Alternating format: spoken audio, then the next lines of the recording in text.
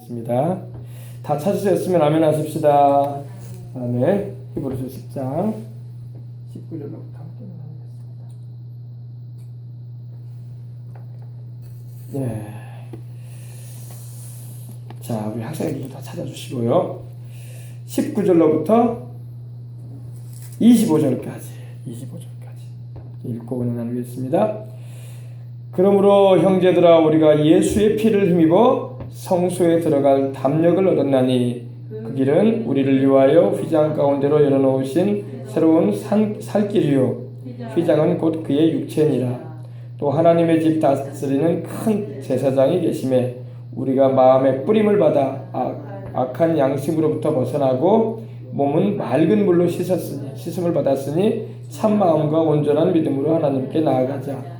또 약속하신 이는 미쁘시니 우리가 믿는 도리의 소망을 움직이지 말며 굳게 잡고 서로 돌아보아 사랑과 선행을 격려하며 모이기를 패하는 어떤 사람들의 습관과 같이 하지 말고 오직 권하여 그날이 가까움을 볼수록 더욱 그리하자. 아멘. 모이기를 패하는 어떤 사람들의 습관과 같이 하지 말고 그날이 가까울수록 오직 권하여 서로 권해서 그날이 가까움을 볼수록 그리하자. 아멘. 마지막 때가 되면은 사람들이 하나님 앞에 모이려고 하질 않아요. 모여서 예배드리고 찬양드리고 기도하는 것이 얼마나 중요한데도 모이는 것을 힘들어해요. 첫째는 삶이 바빠져요. 먹고 사는 일이 바빠진다고 말할 수도 있겠지만 삶에 좀 여가와 여유를 좀 가지고 싶고 좀 편하게 살고 싶어요. 그래서 예배드리는 것조차도 짐스러워하는 이런 시대가 올 것이라고 성경은 우리에게 미리 말씀해 주고 있는 것입니다. 근데 모이기를 폐하라고 성경에는 말씀하고 있잖아요. 너희 두세 사람이 내 이름으로 모인 곳에 내가 그들 중에 있느니라 그러셨어요. 너희가 텔레비전 앞에서 예배드리는 때 내가 있느니라 그러지 않으셨어, 주님이. 너희가 라디오 앞에서 그 찬송 소리 듣고 설교 소리 들으면서 핸드폰 보면서 있을 때 내가 너희와 함께 하느니라 그런 적 없으세요. 주님은 두세 사람이라도 내 이름으로 모이거라. 내 이름으로 모여서 기도하는 그 자리에 내가 너희와 함께 할 것이다. 그렇게 약속하신 거예요. 오늘도 마찬가지예요. 이렇게 모이는 것은 우리가 주 예수님 이름으로 모여서 그 이름으로 아버지 하나님께 기도하고 또 함께 하나님의 말씀을 성령님의 감동하심 가운데서 나누고 기도하기 위해서 모인 줄 믿습니다. 네, 그래서 모이기를 폐하지 말라. 근데 점점 우리 한국교회도 모이기를 폐해가고 있어요. 네, 건물들은 막 교회들이 막 세워져 있는데 점점 안 모이려고 그래. 주일 예배도 안 모이려고 하고 수요일 날도 안 모이려고 하고 금요일 날은 놀러 가야지. 그죠? 그 다음 날부터 노는 날인데. 그래서 모이기를 폐하는 시대가 돼가고 있어요. 모이기를 폐하다가는 주님 못 만날 겁니다. 모이기를 폐하다가는 주님 맞이하지 못할 거예요. 왜? 모여서 기도하고 주님의 말씀으로 신앙을 단련해야지 주님 앞에 설 수가 있지. 주님이 재림이 오시는데 공중으로 주님이 재림이 오실 텐데 그때도 아이고 주님 앞에 꼭 모일 필요 있겠습니까? 삶이 바쁘고 인생이 힘들고 먹고 살기 힘든 세상에 교회에 꼭 가야 됩니까? 주님 앞에 꼭 모여야 됩니까? 그럼 안 모이면 되는 거야. 그러면 그럼 천국 안 가면 되는 거야. 모여야 할 줄 믿습니다. 모이는 사람이 주님 맞이할 거예요. 내 이름으로 모인 그 자리에 내가 너희와 함께 할 것이다. 그러셨어요. 그리고 그 자리에서 기도할 때 내가 들을 것이다. 할렐루야. 우리 주님의 말씀 우리가 되새겨야 합니다. 그래서 모이기를 폐하지 말라. 근데 어떤 사람들이 막 습관처럼 한다는 거예요. 습관이 뭡니까? 모일 필요 없다. 모일 필요 없어. 요즘 얼마나 좋은 시대냐. 문명이 발달해가지고 와이파이만 터지면 또 데이터만 있으면 어디서든지 예배 설교 말씀 들을 수 있고 골라서 들을 수 있어. 찬양도 내가 듣고 싶은 곡 들을 수 있어.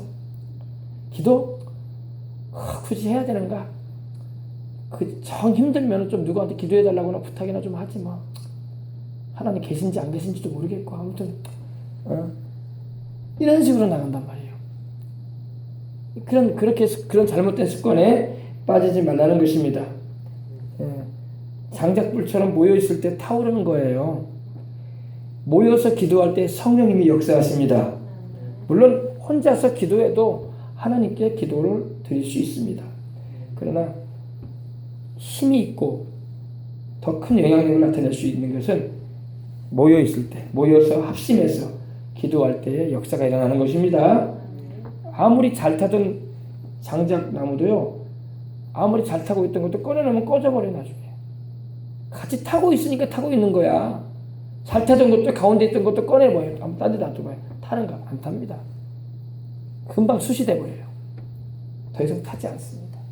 같이 탈 때에 같이 타는 거야. 기도도 그래요. 기도도 혼자서 기도 잘할 수 있을 것 같아요. 근데 그것도 기도의 훈련이 잘 된 사람들은 그나마 버텨. 그래도 해나갈 수 있어요. 근데 기도 훈련도 안 된 사람은요, 이제 기도하던 자리에서 따로 혼자 기도하려고 하면 영 안 되는 거야. 기도 힘이 안 나요. 그러므로 모여서 합심해서 마음을 모아서 기도하는 것이 중요합니다. 예배도 그래. 혼자서 예배 드릴 수 있어요. 혼자서 찬송 혼자 부를 수 있고 성경도 혼자 읽을 수 있고 못하는 기도라도 혼자 할 수 있을 거예요. 그러나 그렇게 하는 거거든요. 같이 기도할 때 분위기가 같이 기도하는 분위기, 찬양하는 분위기, 말씀을 함께 듣는 분위기가 되어버리면 더 은혜도 있고 더 믿음도 강화되어지는 겁니다.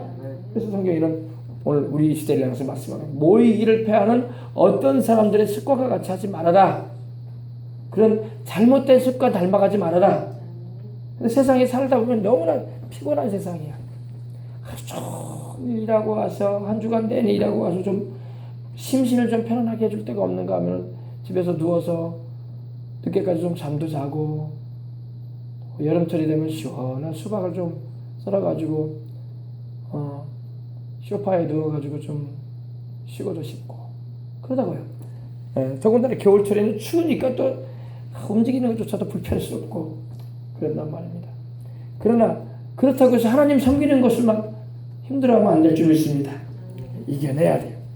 모이기를 패하는 어떤 사람들의 습관과 같이 하지 말아라. 그리고 오직 어떻게 해서요? 권면해라. 서로. 할렐루야. 서로 격려해 주면서 권면을 해서 그날이 가까움을 볼수록 더욱 그리하자. 그날은 바로 우리 주님의 재림을 말해요. 주님이 오실 날이 멀지 않다.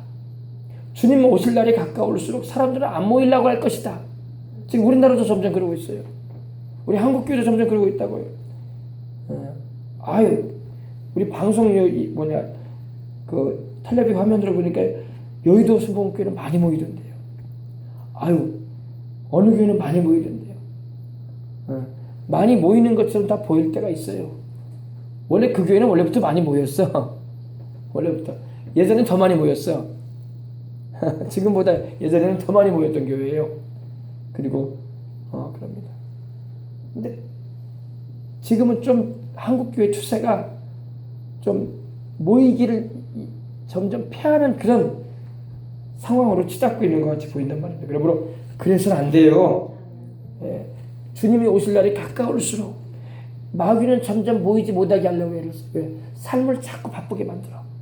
그리고 이런 바쁜 세상에서 안 믿는 사람들은 밤낮으로 열심히 일해가지고 돈 버는데 우리는 예배 드린다고 돈 벌어야 할 시간 돈도 못 벌고 있다. 이런 피해적인 그런 손실감에 빠져가지고 막 이러지도 저러지도 못해가는 그런 사람들이 많아요. 어린 학생들도 안 믿는 친구들은 지금도 주일날에도 열심히 책장에 넘어갈 텐데 나는 이거 시간 아까운데 교회 가가지고 앉아가지고 이게 뭐하는 일이냐. 내가 지금 목사님 설교 듣는 시간에도 찬송을 부른다는 그 시간에도 친구들은 책장에 넘어갈 텐데 그러면서 굉장히 손실감을 가져요. 내가 손해보는 거 아니냐 이거. 손해보는 거 아닙니다. 손해보는 거 아니에요. 다 그런 생각을 가져요. 이 시간에 우리 옆집은 지금 장사가도 돈 버는데 이 주일날에 일요일날은 더 손님들이 많이 오는데 이날에 교회가 있을 수 있겠냐 이런 생각이 스쳐 지나간단 말이에요. 그러나 여러분 우리는 세상에다 소망을 두는 게 아니라 하나님께 소망을 두고 주님이 오실 그때에 주님을 맞이할 준비를 해나가고 또 내가 언젠가 세상을 떠날 텐데 그날에 주님께서 나를 칭찬할 수 있는 그런 믿음의 순종의 삶을 살아가야 할 줄 믿습니다. 그래서 오직 권해서 이렇게 현대 문화로 인해서 바쁘고 살기가 점점 경제적인 그런 어려움이 있다고 할지라도 또 교통이 또 불편하고 그런다 할지라도 이 말세가 될수록 더욱 모이기를 힘써야 할 줄 믿습니다. 그래야지 신앙 열심히 안 식어요. 일단 안 모이기 시작하면 신앙은 자꾸 나락으로 떨어져요. 뜨거웠던 신앙이 금세 식어진다니까. 금세 식어져요. 사람 마음이 아주 간사하다고 막 불타는 그런 믿음을 가지고 있다가도 언제 내가 그랬냐? 그렇게 된다니까요. 그리고 별 시험이 다 들어가지고 교회 오는 거를 막 싫어하고 그 마귀한테 이미 속은 거야. 마귀에게 속으면 안 돼요. 우리는 열심히 기도하려고 애를 쓰고 주님을 예배드리려고 애를 쓰고 그 무엇보다도 내 인생의 주인은 하나님이지 세상 그 어떤 것이 아니라는 걸 알고 주님을 찾을 수 있는 우리가 되어야 할 줄 믿습니다. 아멘. 그렇습니다. 그래서 오늘 말씀 보니까 모이기를 패하는 어떤 사람들과 같이 습관과 같이 하지 말아라. 오직 권하여 그날의 가까움을 볼수록 더욱 그리하자. 아멘. 자 보십시다. 우리가 이제 19절 볼 텐데 그러므로 형제들아 우리가 예수의 피를 힘입어 성소에 들어갈 담력을 얻었다 이렇게 말씀을 하고 있습니다. 예수님이 십자가에서 흘리신 그 죄 없이 우리를 위해서 흘리신 그 피를 힘입어서 하나님의 성소에 들어가는 것입니다. 보세요. 화면 보세요. 좀 흐리긴 한데 구약에 이 하나님 여기가 바로 이 성소예요. 성소고 이 안에가 지성소입니다. 근데 여기 성소와 지성소 사이에는 커튼이 쳐 있었어요. 휘장이라고 하죠. 커튼이 쳐 있었는데 원래 이렇게 중간에 이렇게 잘라져 있지 않았습니다. 원래는 통이었어요. 통 이렇게 잘라져 있지 않았어요. 여기 잘라져서 이렇게 지성소를 보여주기 위해서 되어 있는데 원래는 이거하고 이게 이렇게 잘라져 있지 않습니다. 하나로 되어 있어요. 이게 똑같이 하나로 쫙 되어 있어요. 하나의 커튼이에요. 하나의. 그리고 이 안에는 지성소인데 바로 하나님의 언약궤, 하나님의 언약궤가 이곳에 있습니다. 대제사장이 1년에 한 번 여기 들어가요. 일반 제사장들은 여기까지 들어올 수 있어요. 여기는 못 들어가요. 여기는 제사장들이 날마다 들어갈 수 있어요. 여기까지. 이 안에는 못 들어갑니다. 이 안에는 그 해에 대제사장이 1년에 백성들의 죄를 속하기 위해서 용서받게 하기 위해서 딱 한 번 들어가요. 바로 여기는 하나님이 계신 곳이기 때문에 하나님의 임재가 계신 곳입니다. 자 보십시다. 우리가 예수의 피를 믿고 성소에 들어갈 담력을 얻었다. 이 성소는 이 바깥 성소를 말하는 게 아니라 여기서 말하는 성소는 지성소를 말합니다. 지성소인데 이 땅에 있는 지성소에 들어가게 됐다는 말이 아니라 하늘에 있는 하나님의 그 지성소, 하나님 계신 그 보좌 앞까지 들어가게 됐다 이런 말이에요. 하나님의 존전 아시겠어요? 그래서 예수님의 피를 힘입어 성소에 들어갈 담력을 얻었다. 구약의 제사장들도 여기까지밖에 못 들어갔고 1년에 한 번 7월 10일 유대력으로 7월 10일 대속죄일 날 짐승의 피를 양푼에 담고 대제사장이 이 안에 들어가요. 그리고 피를 여기에 뿌려요. 그룹 천사가 이렇게 있는데 가운데 피를 뿌립니다.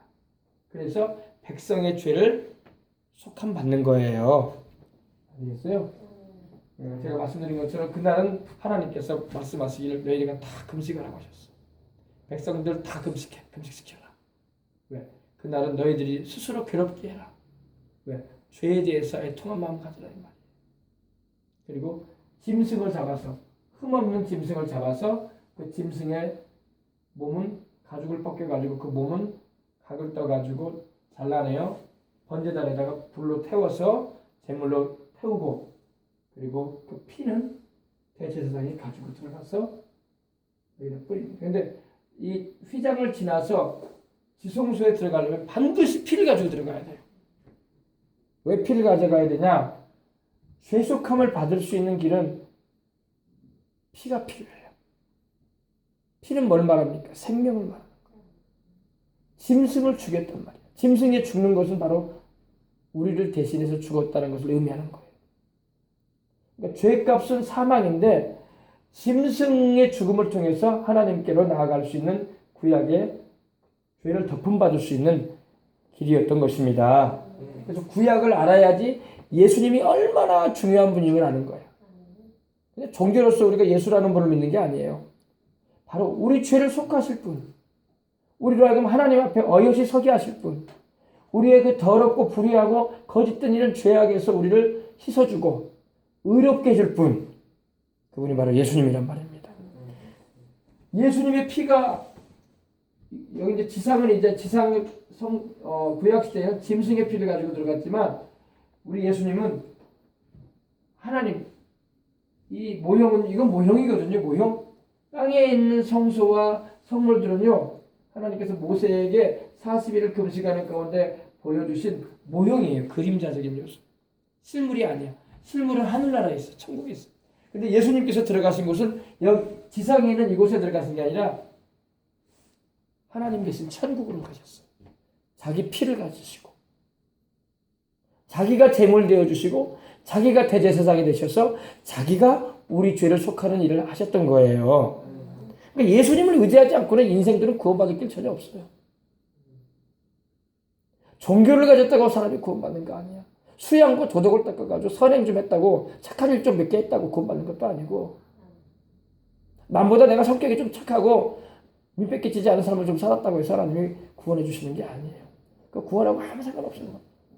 사람들은 칭찬할지 몰라도 하나님은 그러한 사람을 구원하겠다고 말씀하지 않으세요. 종교는 우리를 구원해 줄 수 없어요. 윤리와 도덕도 우리를 구원해 줄 수 없고, 내가 남보다 심성이 착겠다는 그런 소리는 아무 소용없는 일이에요. 그렇게 해서 구원받는 거 아닙니다. 절대 그렇게 구원받을 수 없어요. 본질이 죄인이니까. 아시겠어요? 네. 우리가 그래서 예수님이 누굽니까, 여러분? 예수님이 바로 누구예요? 예수님이 바로 하나님의 아들이죠. 하나님의 아들이 사람 되어 오셨죠. 그분은 바로 하나님의 아들, 성자 하나님이야. 그러니까 예수님은 완전한 하나님이신데 완전한 사람이 되어 오셨어. 그죠? 이걸 잘 이해해야 돼요. 완전한 하나님이 완전한 사람이 되어 오셨다. 그러니까 예수님은 하나님으로서도 완전하시고 사람으로 오셨지만 사람으로서도 완전한 분이야. 그렇기 때문에 하나님과 사람의 중보자가 되는 거야. 하나님과 사람 사이를 이어줄 수 있는 분이란 말이에요. 하나님의 사정도 우리 예수님은 알고 계시고 사람의 사정도 우리 예수님은 알아. 왜? 본인이 하나님이시면서 사람이시기 때문에. 천사는 하나님도 아니고 사람도 아니야. 그러니까 사람과 하나님 사이를 이어줄 수가 없어. 이해가 되십니까? 천사가 우리를 구원해 줄 수 없어요. 천사는 사람도 아니고 하나님도 아니야. 하나님도 아니고 사람도 아닌데 하나님의 사정을 알겠어? 사람의 사정을 알겠어? 무슨 말인지 알겠어요? 짐승은 어때? 짐승이 하나님과 우리 사이를 이어줄 것 같아요? 구약은요, 그림자에 있을 뿐이야. 옷을 예수님을 예표하는 그림자적인 요소로서 하나님이 그냥 허용해 주셨던 거야. 짐승도 여러분 하나님과 우리 사이를 이어줄 수가 없어요, 원래는요. 그 짐승들은 바로 예수님을 의미하는 그림자였던 거야. 아시겠어요? 그러니까 이걸 우리가 다 알아요. 그러니까 예수님은 하나님이시면서 사람이기 때문에 하나님과 사람의 사정을 알아. 하나님의 의로우심처럼 예수님도 의로우셔. 예수님이 사람이셨잖아요. 그죠? 사람으로 오셨잖아요. 그죠? 우리 사람이 겪는 걸 다 겪어보셨어. 죄만 안 지으셨지. 그러니까 우리를 도울 수 있는 분이야, 그분은. 짐승이 우리를 도울 수 없고 천사가 우리를 도울 수 없어요. 구원에 있어서. 그래서 예수님밖에 없는 거야. 그럼 보통 사람은 안 되냐고. 보통 사람은 왜 안 되냐. 다 죄인들인데 어떻게 구원을 해. 자기 죄도 못 구원받은 사람이. 자기 죄도 못 갚을 인생들이 누구를 구원해. 그러겠어요? 안 그러겠어요? 모세도 우리를 구원해 줄 수 있는 구속자는 될 수 없고 바울도 그럴 수 없어요. 그들도 죄인이었거든. 자기 죄도 못 갚는 인생들이 누구 죄를 갚아주려고 하겠어요.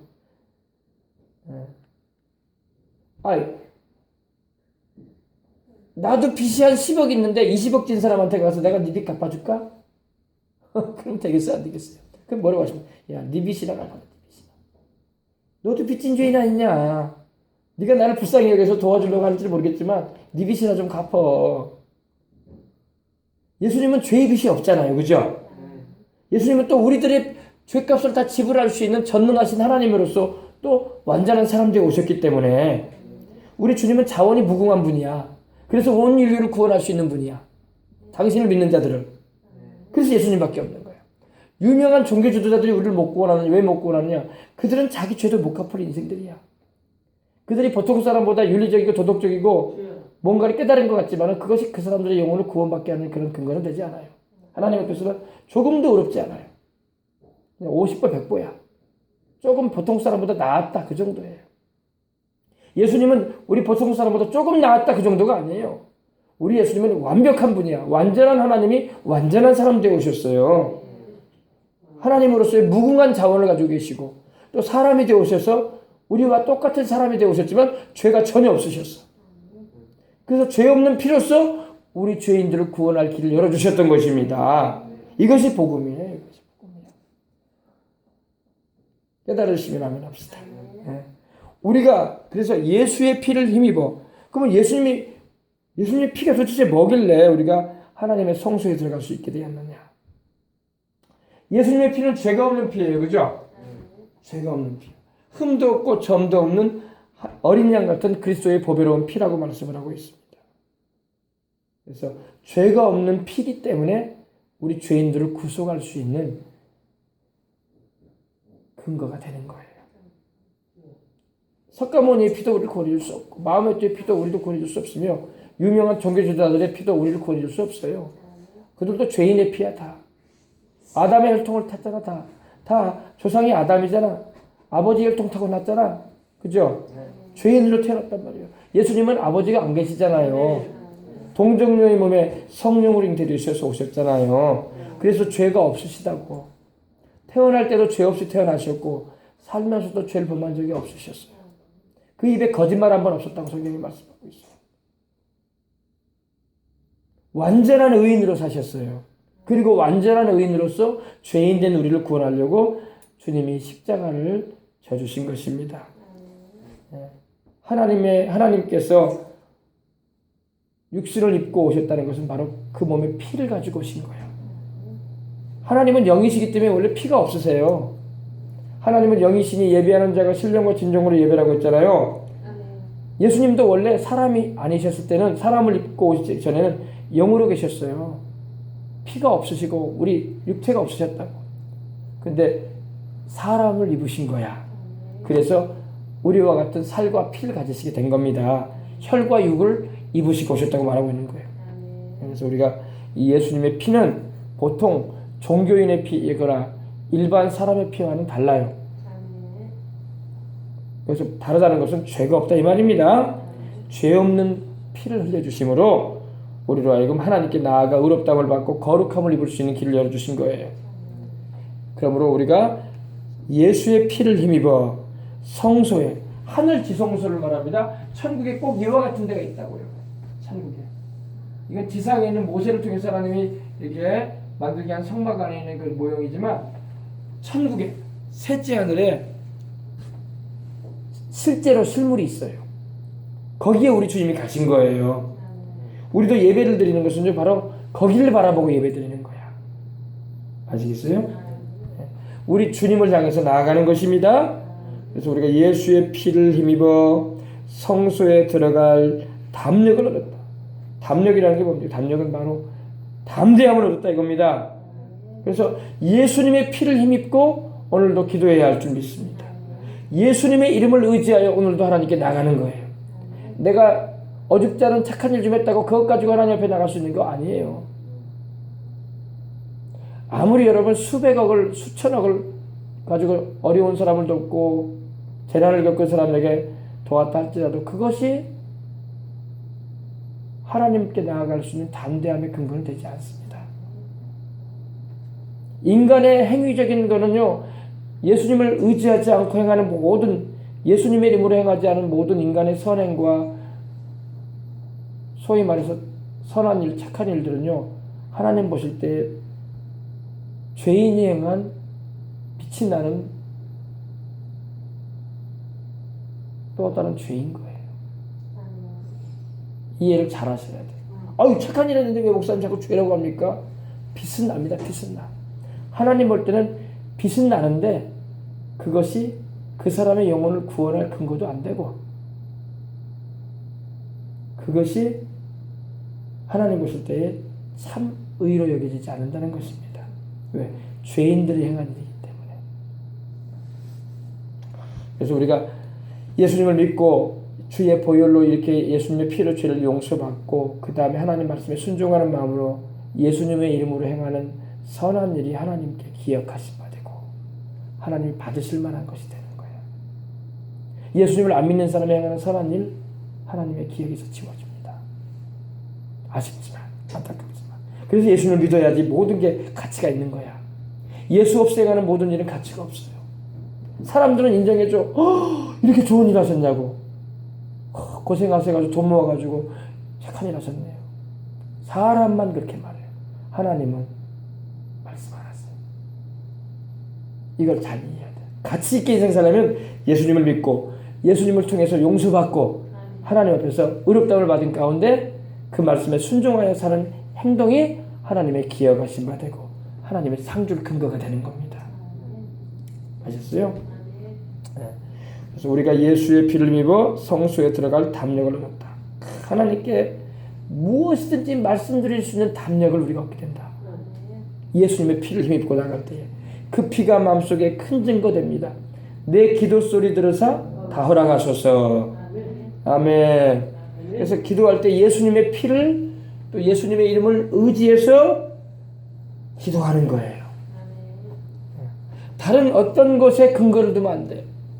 우리는 주님의 피공로를 의지하고 주님의 성령의 인도하심을 받아서 예수님의 그 이름을 힘입고 기도하는 것입니다.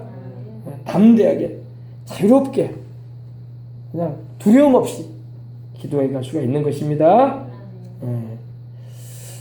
그렇습니다. 이 담력이라는 말이 파르레시아라는 헬라어가 쓰는데 그 의미가 모든 것을 말할 수 있게 됐다 이거예요. 조금도 두려워하거나 불안해하거나 또 자유가 속박되지 않는 하나님께 무엇이든지 말씀드릴 수 있게 되었다 이겁니다. 근데 그 길은 우리를 위하여 휘장 가운데서 열어놓으신 새롭고 산 길이다 말씀을 하고 있어요. 그 길이 바로 우리 예수님께서 열어놓으신 길이에요. 그 길은 우리를 위하여 휘장 가운데, 이 커튼, 휘장 가운데를 열어놓으셨다. 원래 여러분 이게 이렇게 나눠져 있지 않았다고 했습니다. 그죠? 하나예요. 하나 붙어 있었어요. 이렇게 이것처럼 붙어 있었어요. 이렇게. 근데 언제 이 휘장이 위에서 아래로 쫙 찢어졌냐면요. 우리 예수님께서 십자가 지셔가지고 운명하실 때, 내가 다 이루었다고 하실 때에 성소의 휘장이 아래에서부터 위로 쫙 찢어진 것도 아니고 위에서 아래로 쫙 찢어졌어요.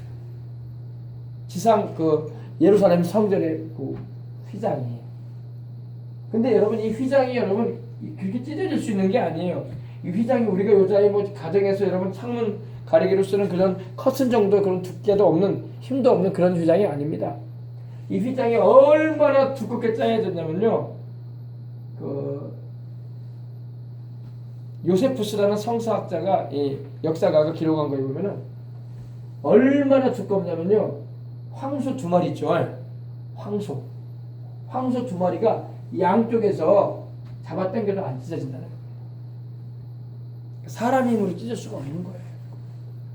더군다나 사람이 여러분이 위에서 어떻게 위에서 찢겠어요, 이거를. 그 당시에 사다리가 여기 있는 것도 아니고. 그죠? 아래에서부터 찢어졌다면 사람이 찢었나보다 생각할 거 아닙니까? 위에서부터 쫙 찢어졌어요. 누가 찢으셨냐? 하나님이 찢으셨어요. 하나님이 왜 찢으셨냐 그러면 이제는 예수님을 통해서 우리가 하나님께로 나아갈 수 있게 되었다 이거예요. 이제는 그전에는 하나님께 나아갈 수가 없었어. 왜? 죄인들이니까. 죄인들이기 때문에 죄인들은 감히 하나님 앞에 나서지도 못할 뿐더러 일반 사람은 여기 들어올 수 없어요. 제사장들만 들어와 여기까지. 그리고 이 지성소는 대제사장만 들어가는데 대제사장도 날마다 못 들어가. 1년에 딱 한 번밖에 활용을 안 하셨어. 1년에 딱 한 번 들어온다. 언제 들어오느냐? 7월 10일 백성들의 죄를 속하기 위해서 제사 드릴 때 그 피를 가지고 들어와라. 그때만 겨우 들어갈 때도 이러면 얼마나 두려워 떨면서 들어갔는지 몰라. 왜? 죽는단 말이야. 죽어요. 그래서 여러분 대제사장의 옷에는요 치마 같은 옷을 입었는데 여기에 방울이 하나 달려있고 여기에 성류 모양의 또 달려있고 방울이 여기 옷에 이렇게 치마, 여성으로 말하면 치마 같은 옷인데 이렇게 둘러져 있어요. 그래가지고 움직일 때마다 소리가 나. 딸랑딸랑 딸랑딸랑 딸랑딸랑. 그래서 대제사장이 여기 들어갈 때는요 대제사장의 발목에다가 밧줄을 묶어 들어가요. 그리고 들어가서 하나님 섬기는 일을 잘하고 나와야 되는데 죽잖아요. 그러면 다른 사람 들어가면 또 죽어. 잡아당겨요 시체를. 무시무시한 겁니다 여러분. 하나님 섬기는 게 보통 일이 아니에요. 우리가 교회 왔다 갔다 하는 게 이게 지금 은혜 신앙이니까 그러죠 여러분. 구약에는 어림도 없는 일이야. 일반 백성들은 여기 하나님 앞에 다가가지도 못해 무서워가지고. 네. 죄인들이니까 다.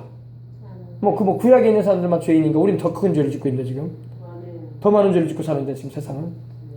하나님 앞에 나갈 수가 없어요. 나갈 수가 없어요. 지금 우리가 예수님이 십자가에서 피 흘려주신 그 공로 있어가지고 교회도 막 출입하면서 막 이렇게 예배 우리가 자유롭게 드리는 거지. 감히 하나님께 못 나가요. 구약 시대는 하나님이 아예 못 오게 하셨어요. 너희 오면 죽는다 나한테. 그렇게 무서웠어요 여러분. 그래서 구약에 보면은 막 하나님 앞에 하나님이 허용치 않은 제사들에다가 그 즉시로 죽는 사람도 나오고 또 하나님의 그 지성소에 있는 이 언약궤 뚜껑을 열어가지고 거기 또 궁금해가지고 뭐가 있냐 보다가 또 죽은 사람들이 나오진 않나. 막 그 자리에서 즉사해버려요. 하나님이 그냥 생명 걷어버리시는 거예요. 그 정도로 두려웠어요. 그래서 근데 그 길은 우리를 위하여 휘장 가운데 열어놓으셨다. 누가? 예수님이. 아멘. 우리 예수님이 얼마나 귀하냐고. 정말 예수님 의지하지 않고 하나님 앞에 나갈 수 없어요. 이거 명심해야 됩니다. 예수님을 의지하지 않고 누가 하나님께 나갑니까? 하나님이 허용을 안 하시는데. 나는 집안이 좋은 집안